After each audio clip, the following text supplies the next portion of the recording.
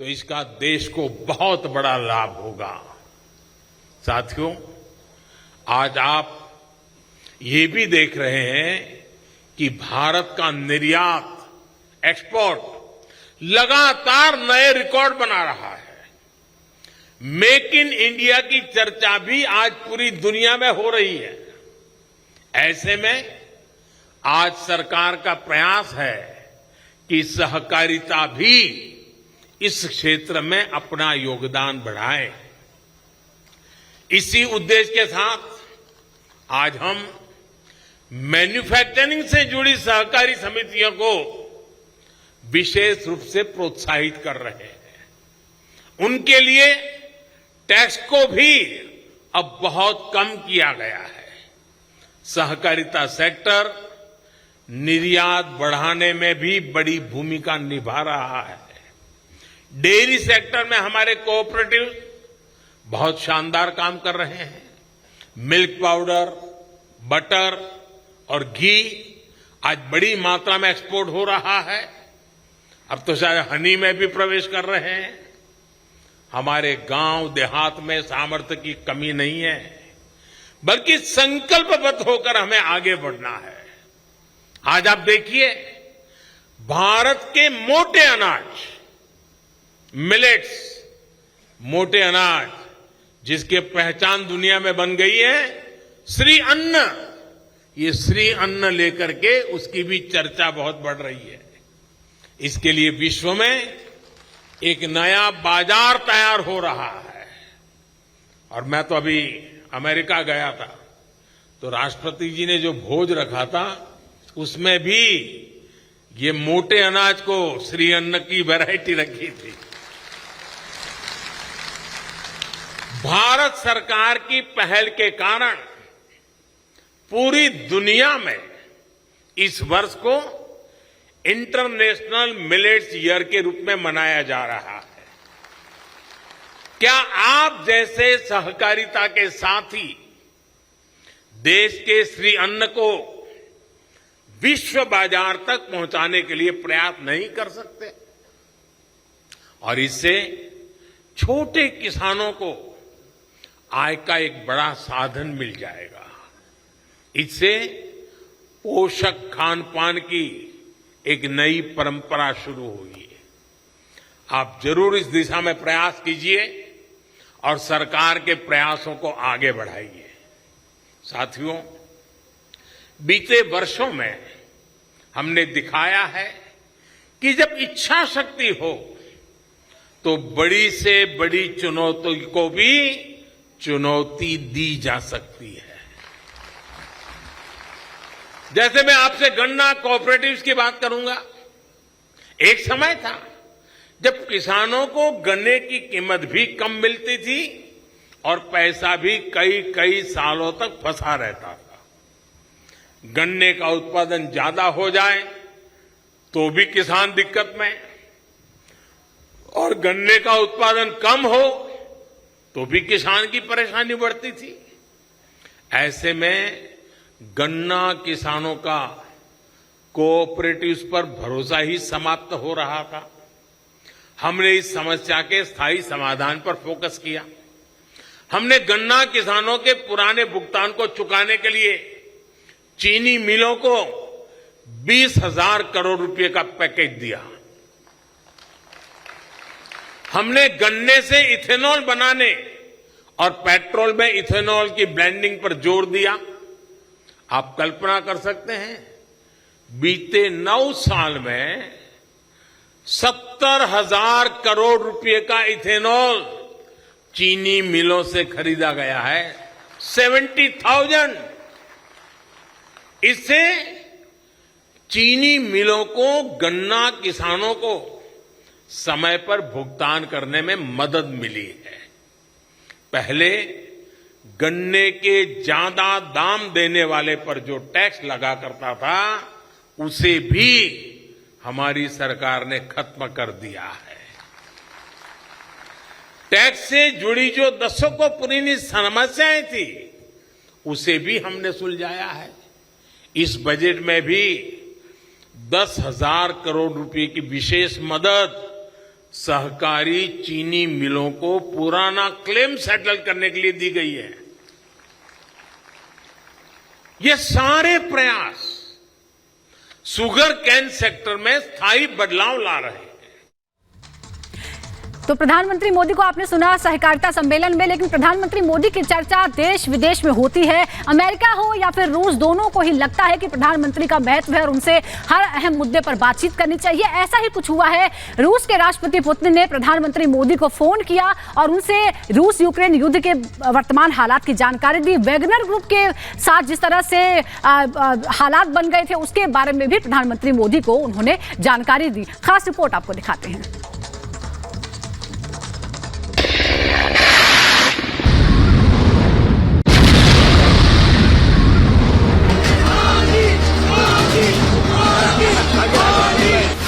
Putin का मोदी को friendly call.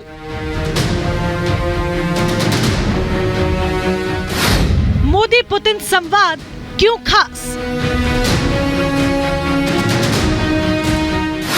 Putin मांगे मोदी का साथ। विश्व गुरु रोकेंगे वर्ल्ड वॉर।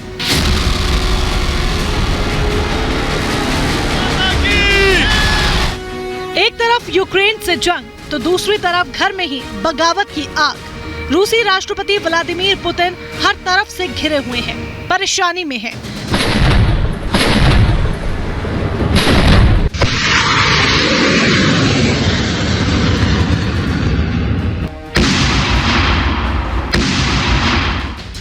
इस मुश्किल वक्त में पुतिन ने पीएम मोदी से फोन पर बात की है। दोनों के बीच वैसे तो कई अहम मुद्दों पर चर्चा हुई, लेकिन सेंटर पॉइंट यूक्रेन संग युद्ध और वैगनर ग्रुप ही रहा।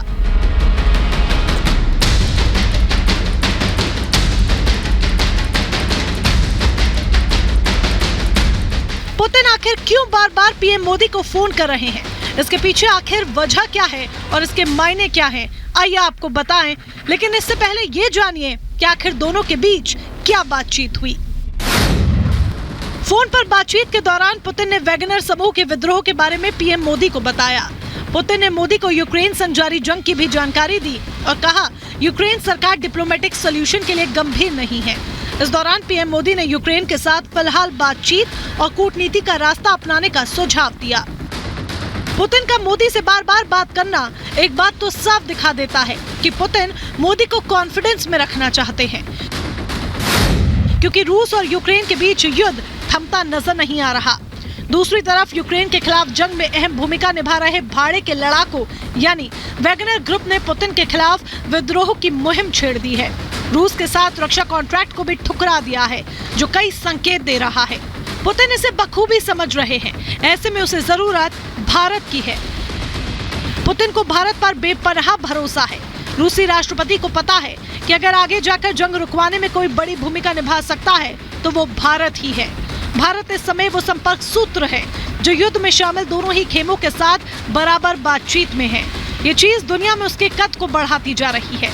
चीन या कोई भी दूसरा मुल्क आज इस भूमिका में दिखाई नहीं देता। ऐसे में पुतिन बिल्कुल नहीं देखना चाहते हैं कि उनका बेहद भरोसेमंद दोस्त किसी और पाले में चला जाए।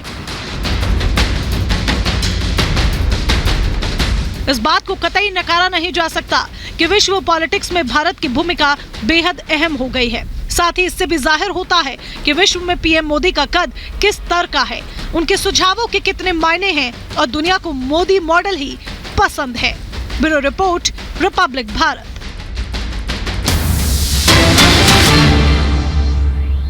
से ज्यादा सहकारी समितियां फिशरीज सेक्टर में काम कर रही है।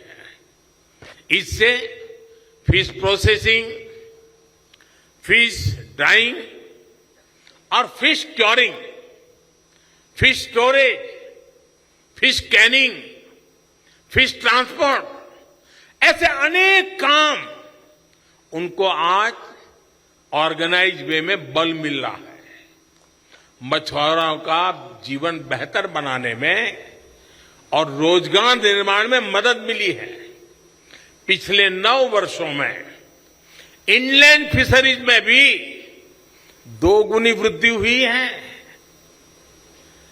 और जैसे हमने सहकारिता मंत्रालय अलग बनाया, उससे एक नई ताकत खड़ी हुई है। वैसे ही लंबे समय से एक मांग थी, देश को फिशरीज के लिए अलग मंत्रालय बनाना चाहिए, वो भी हमने बना दिया। उसकी भी अलग बजट की व्यवस्था की और उस क्षेत्र के परिणाम नजर आने लगे हैं। इस अभियान को सहकारिता सेक्टर और विस्तार कैसे दे सकता है, इसके लिए आप सभी साथी आगे आए, यही मेरी आपसे अपेक्षा है। सहकारिता सेक्टर को अपनी पारंपरिक अप्रोच से कुछ अलग करना होगा। सरकार अपनी तरफ से हर प्रयास कर रही है। अब मछली पालन जैसे अनेक नए सेक्टर्स में भी पैक्स की भूमिका बढ़ रही है। हम देश भर में 2 लाख नई मल्टीपर्पज सोसाइटी बनाने के लक्ष्य पर काम कर रहे हैं। और जैसा अमित भाई ने कहा, सब पंचायतों में जाएंगे तो यह आंकड़ा और आगे बढ़ेगा। इससे उन गांवों, उन पंचायतों में भी सहकारिता का सामर्थ्य पहुंचेगा जहां अभी ये व्यवस्था नहीं है। साथियों, बीते वर्षों में हमने किसान उत्पादक संघों यानी एफपीओज, उसके निर्माण पर भी विशेष बल दिया है। अभी देश भर में 10,000 नए एफपीओज के निर्माण पर काम चल रहा है और इसमें से करीब 5,000 बन भी चुके हैं। ये एफपीओ छोटे किसानों को बड़ी ताकत देने वाले हैं। ये छोटे किसानों को मार्केट में बड़ी फोर्स बनाने के माध्यम है। बीज से लेकर बाजार तक हर व्यवस्था को छोटा किसान कैसे अपने पक्ष में खड़ा कर सकता है, कैसे बाजार की ताकत को चुनौती दे सकता है, ये उसका अभियान है। सरकार ने पैक्स के द्वारा भी एफपीओ बनाने का निर्णय लिया है। इसलिए सहकारी समितियों के लिए इस क्षेत्र में अपार संभावनाएं हैं। साथियों, कोऑपरेटिव सेक्टर किसान की आय बढ़ाने वाले दूसरे माध्यमों को लेकर सरकार के प्रयासों को भी ताकत दे सकते हैं। शहद का उत्पादन हो, ऑर्गेनिक फूड हो, खेत की मेड़ पर सोलर पैनल लगाकर अन्नदाता ऊर्जादाता बनाने का अभियान हो, बिजली पैदा करने का अभियान हो, सॉइल की टेस्टिंग हो, सहकारिता सेक्टर का सहयोग बहुत आवश्यक है। साथियों, आज केमिकल मुक्त खेती, नेचुरल फार्मिंग सरकार की प्राथमिकता है और मैं भी दिल्ली की उन 2 बेटियों को बधाई देता हूं कि उन्होंने अपने दिल को झकझोर दिया। धरती मां पुकार पुकार करके कह रही है कि मुझे मत मारो। बहुत उत्तम तरीके से नाट्य मंचन के द्वारा उन्होंने हमें जगाने का प्रयास किया है। मैं तो चाहता हूं हर कोऑपरेटिव संस्था इस प्रकार की एक टोली तैयार करे, जो टोली हर गांव में इस प्रकार से मंचन करे, लोगों को जगाए। हाल में ही एक बहुत बड़ी योजना पीएम प्रमाण को स्वीकृति दी गई है। पीएम प्रणाम, लक्ष्य ये कि ज्यादा से ज्यादा किसान केमिकल मुक्त खेती अपनाएं। इसके तहत वैकल्पिक खादों, ऑर्गेनिक खाद के उत्पादन पर बल दिया जाएगा। इससे मिट्टी भी सुरक्षित होगी और किसानों की लागत भी कम होगी। इसमें सहकारिता से जुड़े संगठनों का योगदान बहुत अहम है। मेरा सभी सहकारी संगठनों से आग्रह है कि इस अभियान के साथ ज्यादा से ज्यादा जुड़िए। आप तय कर सकते हैं कि अपने जिले के 5 गांवों को केमिकल मुक्त खेती के लिए 100% हम करके रहेंगे। 5 गांव, और उन 5 गांवों में किसी भी खेत में 1 ग्राम भी केमिकल का प्रयोग नहीं होगा, ये हम सुनिश्चित कर सकते हैं। इससे पूरे जिले में इसको लेकर जागरूकता बढ़ेगी, सबका प्रयास बढ़ेगा। साथियों, एक और मिशन है जो केमिकल मुक्त खेती और अतिरिक्त आय दोनों सुनिश्चित कर रहा है। ये है गोबर धन योजना।